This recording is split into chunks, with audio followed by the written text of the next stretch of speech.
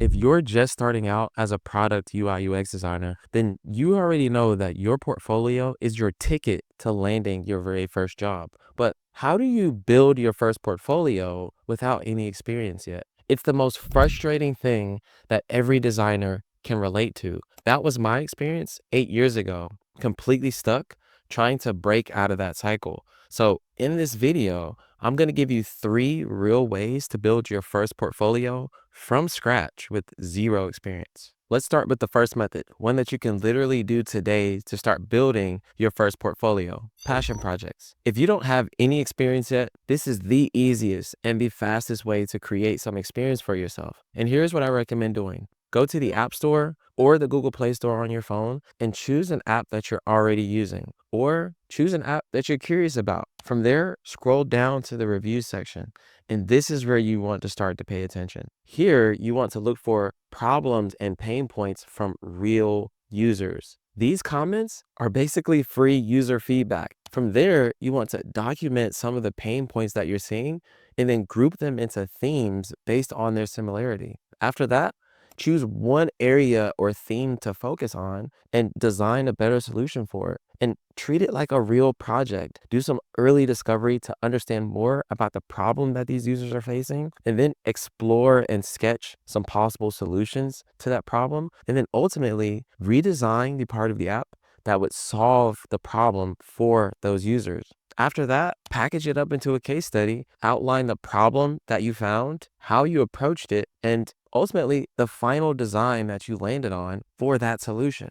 And that is a portfolio ready project. And the best part is it's based on real user feedback. So don't wait for a project to fall into your lap. Real problems are already out here. You just have to find them and design better solutions. But if you want real world collaboration and the chance to collaborate with developers or other designers, that's where the next method comes in: hackathons. So full transparency, I personally haven't competed in a hackathon, but I know plenty of designers who have, and it's one of the best ways to gain experience, especially if you want to work in a team environment under tight deadlines. Generally, the way a hackathon works is you're thrown into a small random team, oftentimes with other designers, developers, writers, or researchers, and you're given a problem to solve in just a few days or even 24 hours.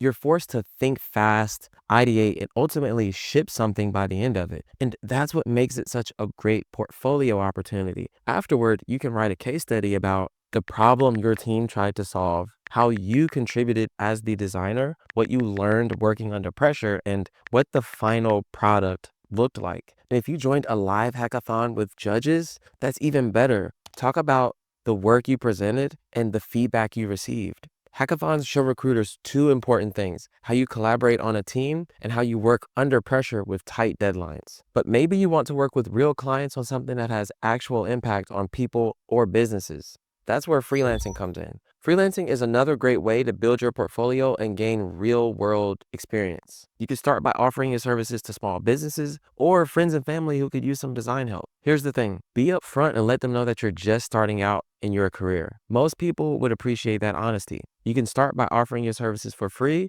or if you're comfortable, you can start by offering your services at a small, realistic rate. It's not really about the money, it's more so about the opportunity to work with real clients and generate real impact. As you improve and start generating tangible results for clients, say you redesign a bookings page that gets more leads, then you can start to think about having a conversation to raise your rates. The best place to start is with small businesses you actually care about, like local landscapers, restaurants, local bookstores, coffee shops. When you care about the business, you naturally care more about the design problems that you're trying to solve. And that energy just comes through as you work with these clients. Over time, those small projects start to build momentum and add up. One happy client leads to another, and then all of a sudden you have a portfolio full of real projects with real experience. You start to think about which option will work best for you, whether it's passion projects, hackathon work, or freelance gigs. There's one last thing you have to get right before you publish your portfolio, and that's to curate your portfolio with the type of work